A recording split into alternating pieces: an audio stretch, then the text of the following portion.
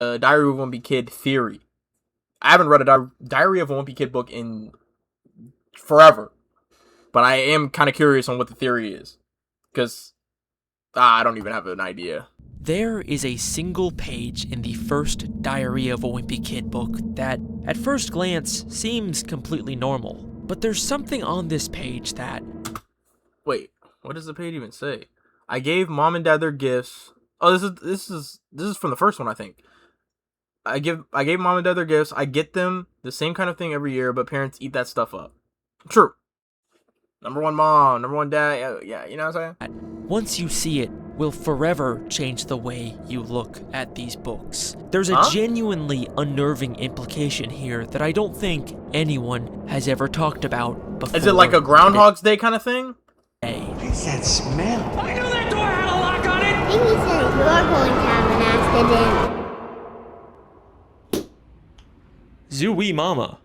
Hi there! Diary of a Wimpy Kid is a classic children's book series about a narcissistic kid named Greg Heffley who believes one day he'll be famous. The only reason I agreed to write in this thing is because when I'm rich and famous, I'll have better things to do than answer people's stupid questions all day long. But until then, he's stuck in middle school dealing with his crazy family and the weird kids at school. Wanna see my secret freckle?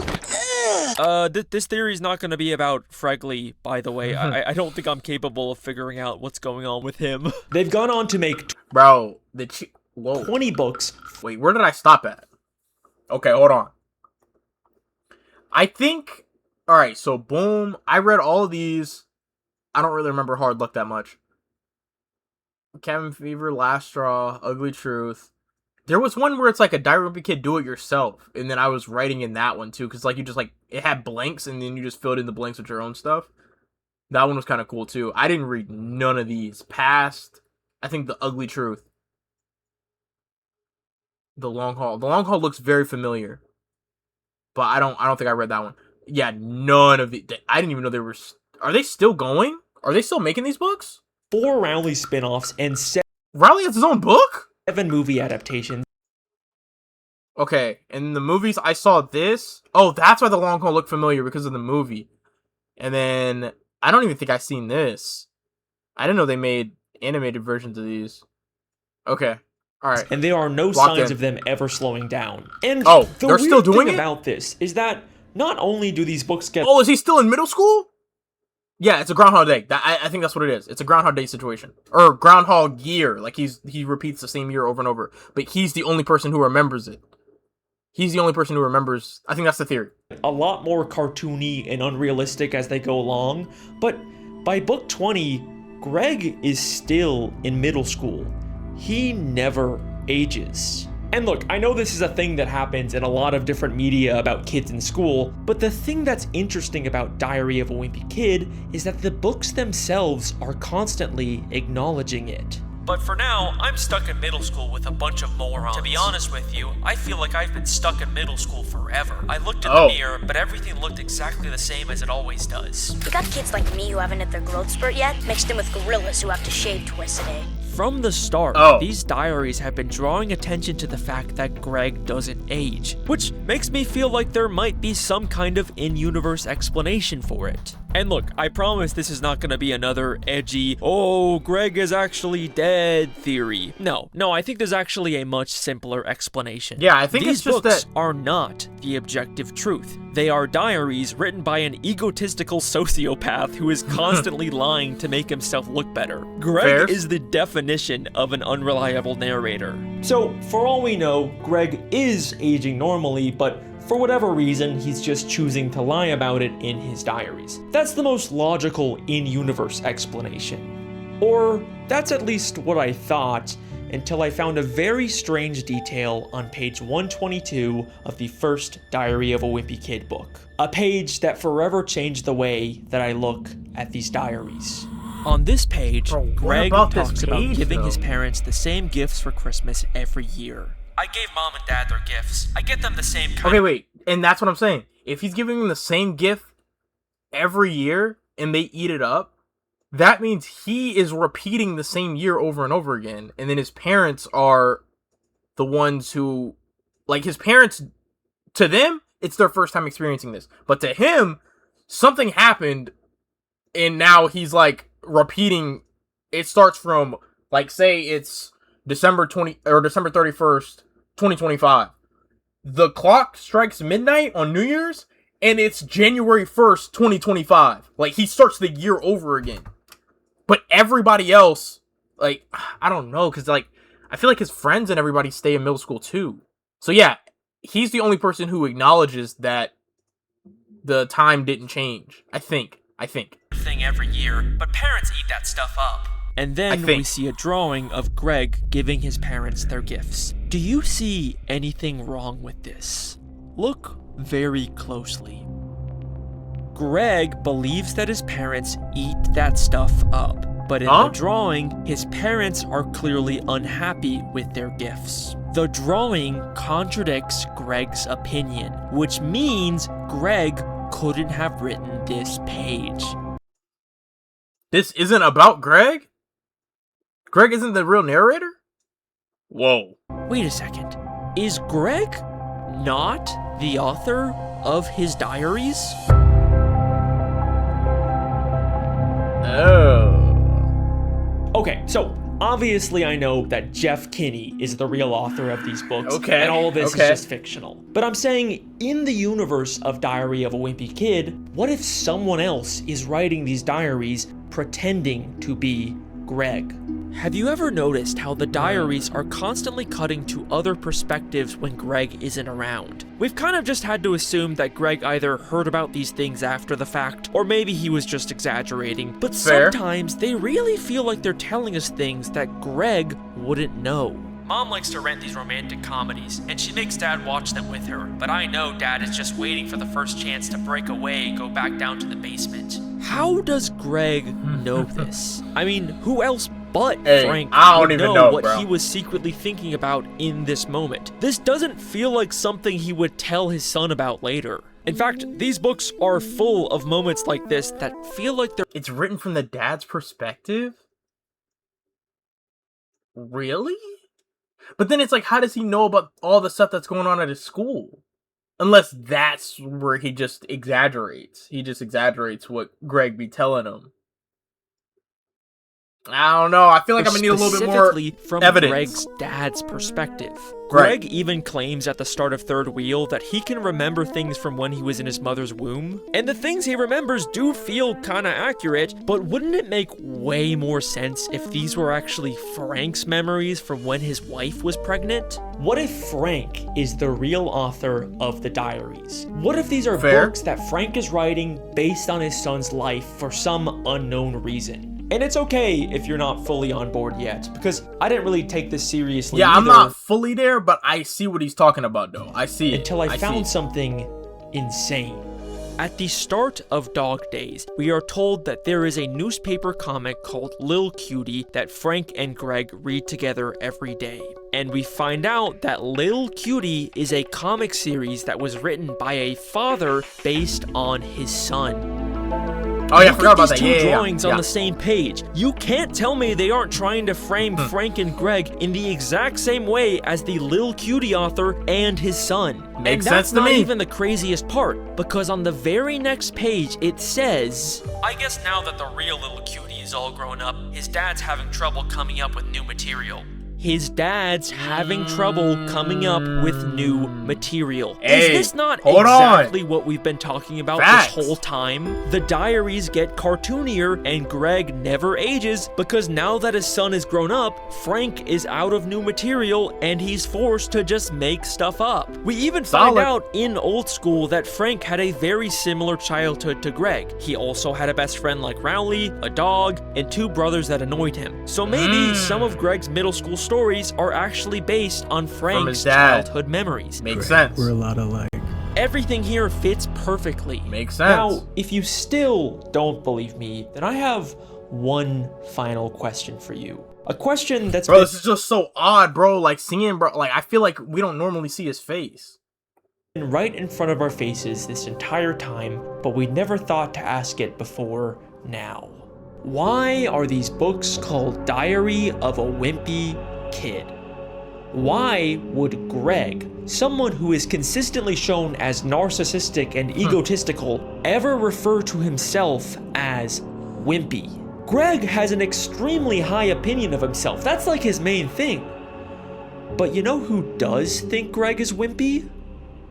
His dad. Dad was pretty mad at me for letting myself get bullied by a kid who was still in kindergarten. When Dad saw it, he said it was a girl bike and I should get rid of it. Dad said there was no way he was getting me a dollhouse. So yes, I believe for whatever reason, Greg's dad decided to write the Diary of a Wimpy Kid books. And just like with Little Cutie, it ended up becoming a huge financial success, leading to a whole series of books and even a handful of movies. I always figured they'd make a movie about my life, but I didn't think they'd start the story here. I always figured they'd make a movie about my life. This line implies that these are in-universe movies based on the diaries. And Greg did actually become famous like he always wanted, but what if it's because his father decided to create a best-selling book series about his life? Fair. And that is my Diary of a Wimpy Kid theory. Case closed. Yep, I'm pretty sure we wrapped up everything.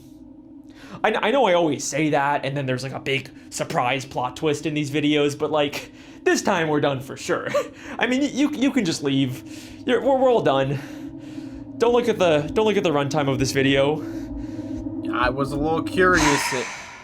It felt like there was a little bit more. So, I genuinely wanted to end the theory here and be done with it, but there's a scene in the first Diary of a Wimpy Kid movie that I can't stop thinking about. I don't even want to show it because I promised I wasn't gonna do this, but just take a look for yourself. He had to eat his lunch on the floor. I was right. You're not even gonna make it out of there alive. The only chance you have making the yearbook is when they dedicate it to your memory. The only chance you'll have of making the yearbook is if they dedicate it to your memory. So Greg is dead. Wait a second. Could that be what these movies are? Did Frank write these diaries because Greg is dead? Oh, what the fuck? Okay. I know. I promised I wasn't gonna do another "they were dead the whole time" theory, but I swear, this is not your usual I wasn't gonna do another "they were dead the Bro, what? Blue's Clues Law and Order? Bro, what is this theory? Okay, and yes, I do believe Patchy and, fuck, I forgot his name, bro. A Flying Dutchman are the same person. I can believe this. This is a theory that I had as a kid, so I can actually believe this one. I have no idea about the Blue's Clues Law and Order. Yo, what is that, bro? I'm gonna need to watch that, bro. Like, genuinely. But I swear, this is not your usual edgy, run-of-the-mill Greg's in Purgatory theory. There's something to this. And I know people have already suggested this before, but what I have never seen anyone talk about is the fact that there are so many moments in these movies that talk about Greg like he is dead or going to die. You'll be dead or homeschooled by the end of the year anyway. You're not even gonna make it out of there alive. He will kill you. Literally kill you. You're dead. Move over. I'm dying. He'll kill me. You're killing me. You know that? You guys are dead. Why don't kill me if she knows we're here? You're so freaking dead. I'll die. You can't call if you're dead. You can kill me. She's gonna kill both of us. We're dead. Mom would kill us. You are so dead. Greg, you are so dead! Goodbye, Gregory. You will always be remembered. When they dedicate it to your memory. Like, I'm not crazy, right? That's a weird... That is a little much, I'm gonna be honest. 21 times in a movie that's probably like an hour and a half. That's fair. I don't know, bro. I don't know. It's a little too many times to be a coincidence, but if it's only in the first movie, maybe it was just, you know, because I feel like, weren't they saying things like this in the actual books too, though? The amount of references to Greg's death. And remember, these are the same movies that decided to unambiguously tell us that Greg is famous enough to get a movie made about him. I always figured they'd make a movie about my life. Maybe they're also telling us the reason why, and these are just actors portraying someone who tragically passed away. And it's not just the movies either. In Dog Days, when Greg is talking about reading in school, he says this very interesting line. I'm not really sure what makes a book a classic to begin with, but I think it has to be at least 50 years old, and some person or animal has to die at the end. And then later on, when he has to read Charlotte's Web, he says, "Just from looking at the cover, I guarantee either the girl or the pig doesn't make it to the end of the book." Look, I know I might be going off the rails here, but wouldn't it be so tragically ironic if Greg actually did become as famous as he wanted, but it was only because of his death? I always figured they'd make a movie about my life, but I didn't think Okay, they'd start the story. I'm walking. That's why they adapted the diaries into movies. Right. That's why he's always been stuck in middle school. And that is the real reason why his father decided to write a book series about him, to keep his memory alive. Makes And sense. look, it's okay if you're not fully on board yet, because I've still got some really big evidence. But before we get into that, I want to take a look at how I think the real Greg Heffley might have died. And just a warning. Y'all about to say, like, how did he go, though? Did he, like... It would have had to happen in middle school, right?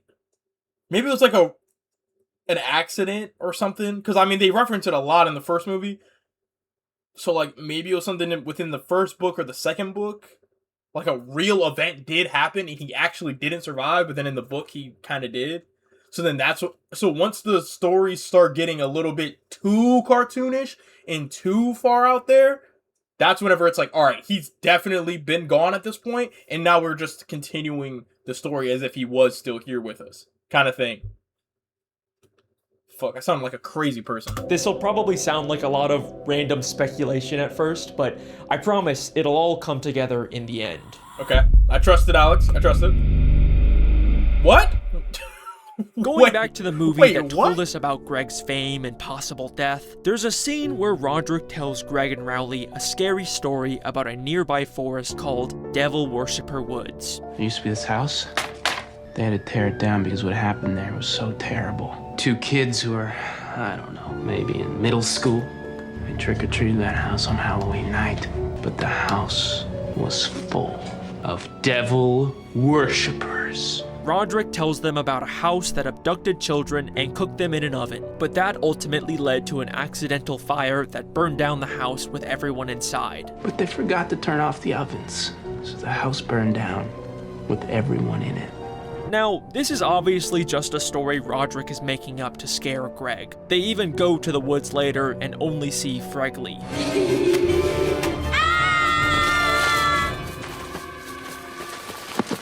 Okay. Guys? But what if there's a nugget of truth to this story? Because later, in Roderick Rules, we briefly see a newspaper that seems to be talking about some kind of fire.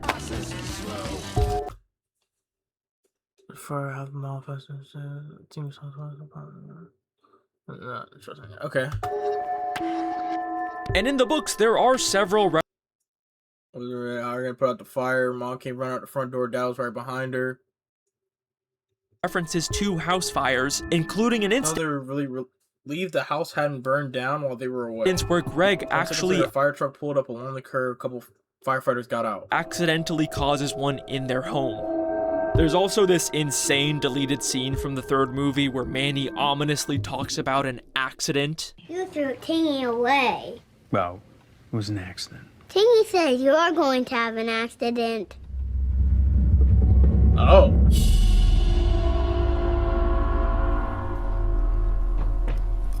Yeah, I see why they deleted that scene. There that was a deleted scene?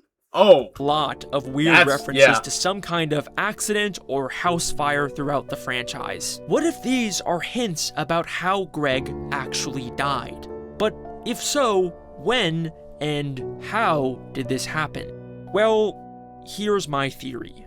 In Roderick Rules, Roderick throws a party when their parents and Manny go out of town. Makes sense. Don't have anybody over this weekend. He tells Greg that he can join the party, but ends up locking him in the basement instead. We need chairs from the basement. Roderick, help the door! House fire. Greg stays in the basement. Greg dies in the fire. It's closed! Yeah, and it's staying closed. I don't need a middle schooler ruining my party. Roderick! Now, in the movie, Greg is able to escape and join the party, but in the books, Greg is trapped there all night, and he says that it was so cold that he practically froze to death. But the next day, he gets out and they quickly clean up before their parents come home. They even have to replace one of their doors, but they do finish in time. See? Told you it'd work. But look at what the diary says about their parents' reactions when they first get home. Mom and Dad's car rolled into the driveway right when we were tightening the last screw. You could tell they were pretty relieved the house hadn't burned down when they were away. Interesting. Yeah, there's a little, yeah. But, I mean, it's in context to house fire theory, this does sound a little crazy. But in context of just regular teen throws house party when parents aren't around, it doesn't sound like it's not that crazy. You know what I mean? Very specific reference to an accidental house fire. It is a really specific reference. That's weird, but obviously there was no actual fire here. I mean, in every version of the story, there's a crazy party, and Greg gets trapped in the basement, but the house never burns down. But what if it did? Remember, this diary, and by extension the movies based on them, are unreliable narrators, possibly written by a grieving father who wants to keep the memory of his son alive. So we don't know for sure what actually happened when Greg was locked in that basement all night. The basement that Frank has warned them to stay out of. The basement that Greg was practically freezing to— Whoa. Okay, hold on. I wasn't really with him until he said the basement that the dad said was off limits. Now, hold on though, because he said the basement was off limits, but then he also said earlier, talking about the dad, hold on. She makes dad watch them with her, but I know dad was just waiting for the first chance to break away and go back down to the basement. When he's in the basement, he's in here doing this little RP, right? When he's playing around with stuff. Whole time he could be setting up a scene for the future books that he's writing about his son, reenacting some of the things that he did in his own childhood, saying, oh, Greg would have loved to do this with Rowley, blah, blah, blah, kind of thing. Hold on. I think I'm here now. I think I understand. I get it. The basement that Frank has warned them to stay out of. The basement that Greg was practically freezing to death in with no source of warmth. Except, that's not entirely true, because we also know that the basement is the house's furnace room. Basement. Wait, I didn't even see. Wait, whenever dad can't be down in the furnace room, he makes sure us kids keep away from it. Okay, yeah, I didn't even peep that. Okay, so furnace room. Yeah, he definitely didn't freeze to death for sure. Is the house's furnace room. So what if Greg tried to get warmer by messing with the furnace, but instead he ended up accidentally starting a deadly house fire? Yes, I believe that Greg never actually left that basement, and everything after this page is a complete and total lie. Okay, that's a big claim, I know. And I did warn you, this would sound like a lot of random speculation, but I do actually have the evidence to back it up. To start off, remember that newspaper that mentioned a fire? Well, Greg gets it as he's cleaning up the party. It's crazy because, like, bro, was this all, like, purposeful? Like, what are the makers of Diary of a Wimpy Kid think about this?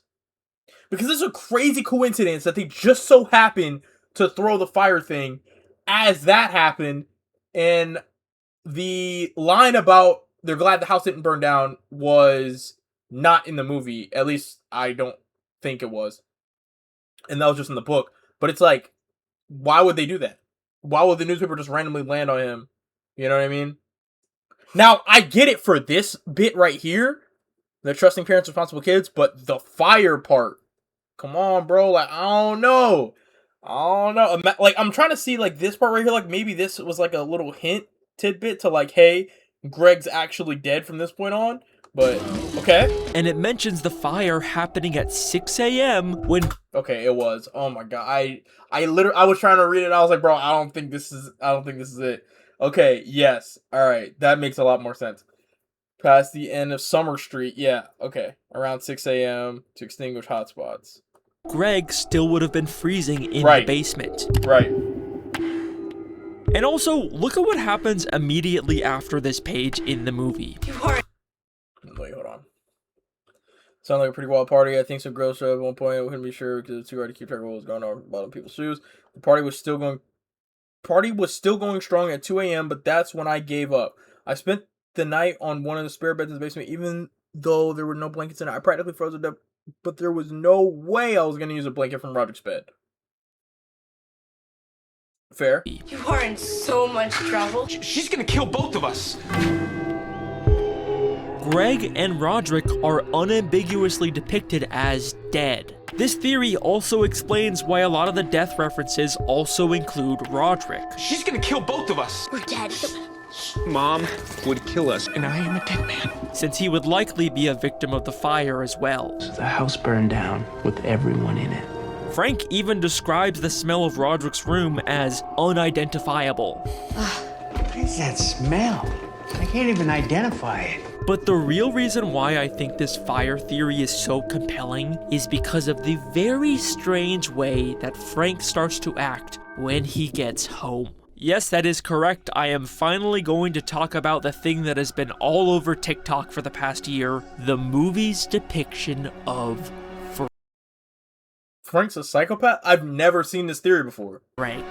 Guess who's the laugher now? Me! I'm the laugher! Ah! I knew that door had a lock on it, and everybody was trying to make me feel like I was losing my mind! I am far from the first person to notice this, but in the man believed to be the profound Frank Heffley has been spotted. So that, bro, what? What is this theory? Movies, Frank acts legitimately insane to the point where it's kind of become a meme to joke about him being this serial killer guy that might have killed his family. Hey, how about then, no video games and no television for the rest of the summer? Dad, no! I stopped laughing. I stopped.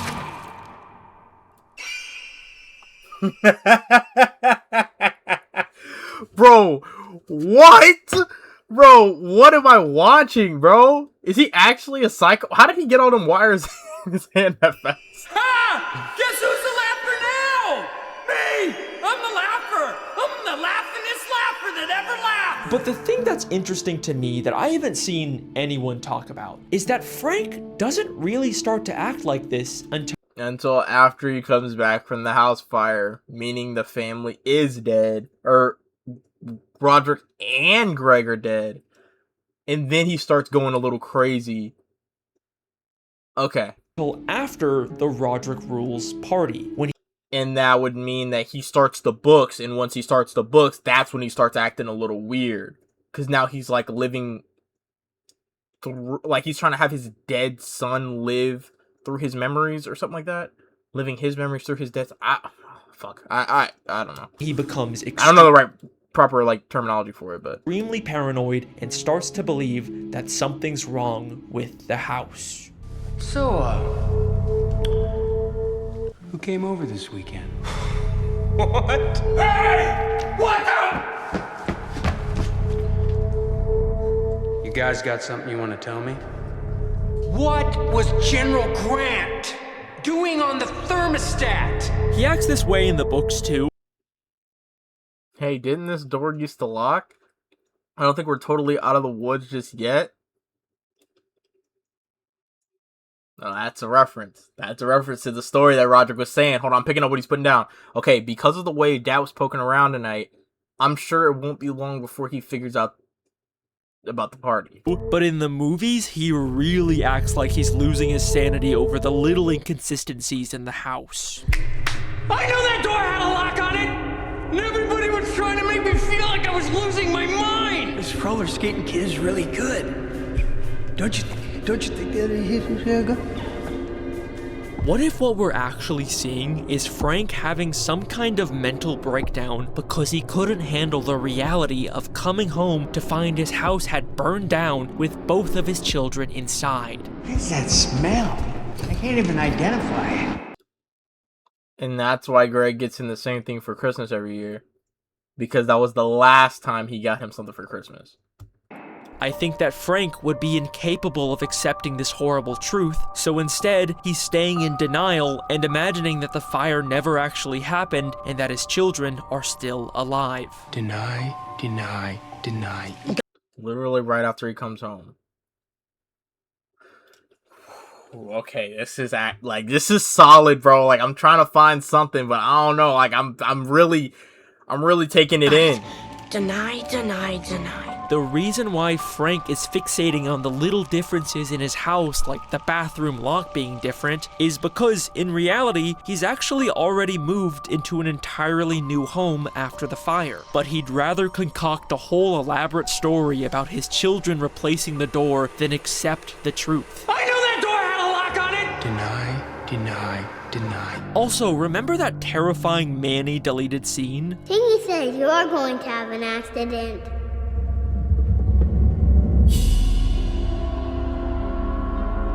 Yeah, now that's a crazy deleted This scene makes scene. no sense in the context of this movie, but with this theory, it just fits so perfectly. This is a moment of truth sneaking into Frank's delusions. His subconscious is telling him about the accident, but he is completely unable to accept it. The house burned down with everyone in it. Deny, deny, deny. And I think that that is the real reason why Frank decided to create a diary pretending to be his son, Greg, so that he could continue to remain in denial about his death forever. I told you it would all click together. It's possible Greg did actually have his own diary at some point, and now Frank is just continuing it. But either way, I think that the books that we are reading are a strange denial fantasy that Frank is writing to cope with his son's death. This also gives a whole new meaning to why Frank is so protective over the basement in these books. The basement is where Frank works on his Civil War dioramas, and he's really strict about not wanting anyone to go down there. But maybe, even in his fantasy, Frank acts strict about not... Dad won't let me or Roger go near his battlefield because he thinks we're going to mess something up. Earlier today I heard her say, man, make sure he doesn't poke around there either. I just heard some grunting noises coming from the furnace room. Right. Wanting anyone to go down there. But maybe, even in his fantasy, Frank actually wants to keep his kids away from the basement that caused all of this. There's also this moment at the end of the Roderick Rules movie where Frank realizes his entire family is no longer sitting with him. This roller skating kid is really good. Don't you think that good? And people like to joke about how Frank is realizing his entire family is dead or whatever, which doesn't exactly line up with my fire theory since Susan and Manny would still be alive. But if Frank has turned the loss of their children into a fictional best-selling franchise for money, then I could totally see Susan divorcing him and taking Manny. I mean, she was very much depicted as someone who believes in honesty. You lied to me, and you know how I feel about that. So I think this scene actually works really well with this theory. Fair. Don't you think that Shit, I would want... Bro, what? I'd be like, you're making money off of our dead kids? Like, okay, if Greg did have a diary, and then his dad, like, continued that one, and then Roderick Rules was the next one, and he dies in Roderick Rules, so then he continues that one, and then maybe one more after that. But after that, once you start getting after, alright, bro, something's going on, gang. Like, you know what I mean? Like, you gotta just let it go. I understand that these books then blew up and everything, and you trying to, you're trying to continue your best-selling author stuff, but, like, at a certain point, you gotta hang it up, gang. Whether or not you agree with Gotta every hang it up. part of this theory, you have to admit there's a lot of really compelling connections here. There is. And it offers us a very tragic new way to read these books. Nothing of what we see in these diaries is the full truth. It's a combination of both Frank's true memories of his son and fictional ones he's created to keep the lie going. We have to think of these books as more than just Frank and Greg. They're a weird amalgamation of them both. In a sense, these books are the story of Freg. Wait a second. Oh, what the fuck? Oh. Fregley has never felt like a real person. We never actually learn anything about him beyond the fact that he is this weird, inhuman, freaky kid who's always around. Wanna see my secret freckle? I'll sign it, Greg Heffley, if you let me look at your infection. What if that's because he was never actually real? He was always something made up for the diary. What if Fregley is actually a symbolic representation of both Frank and Greg? You have to admit that their canon full names, Franklin and Gregory, sound a whole lot like Fregley when combined, because he is a representation of the dark truth that Greg is actually dead and Frank is pretending to be him.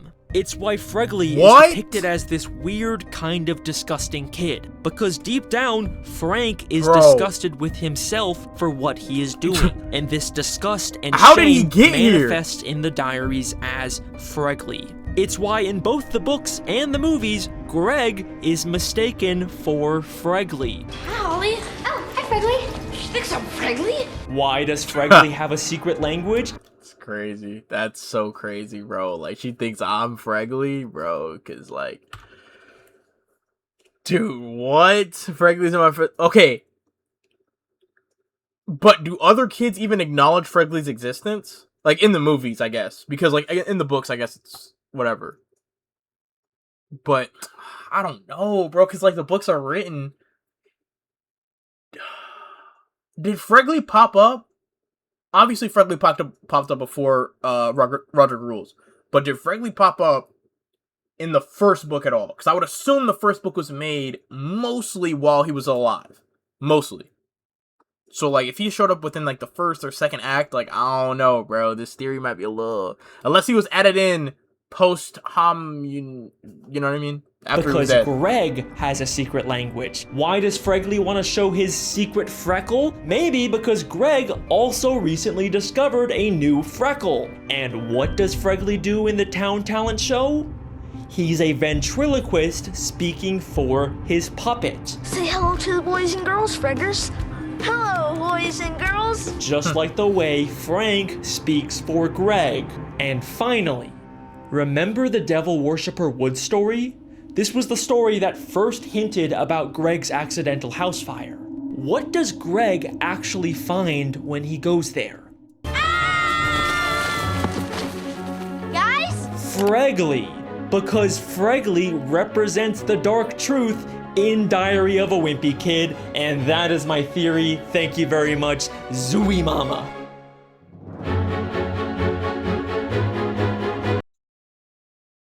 That was fantastic. That was a good video. That was a really good video. Just give me a second. Let me reread all these books real quick. Wait. No fucking way. Rowley's dad was the one who first called him Awesome Friendly Kid. Is Rowley's dad also writing a diary pretending to be his son? Did he fucking steal Frank's idea? No way, bro. No way. W after credit scene, though. Oh my gosh. Okay. Jesus Christ. Alright. This theory makes sense of how Susan and Manny are generally the worst people in the books because, of course, he'd see them that way as after they left.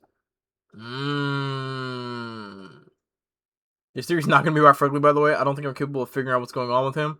Watch Fregley be like the crazy plot twist at the end of the video. Good. Like, honestly, I had a feeling that Fregley was going to be involved, but then, like, he low-key started losing me on the Fregley thing, like, after he started going off about the other stuff, and then he tied it all back in at the end. That was fucking fun. Oh my gosh! Wait, I gotta make sure I like that. That was a great video, and like definitely helped a little bit that he was like over explaining some of the stuff because I definitely forgot about most of what happened in Diary of a Wimpy Kid. So yeah, that was great. Super good video. Super good. Yeah, I've seen because I have recently watched the Cars theory. I think it was like Mater was God or something. Or no, he was a like God that could like create things or something like that. So I seen that theory recently, and I was like, okay. And then I was like, all right, I gotta watch the next one. Like the next theory I watch, I'm gonna just watch it on stream.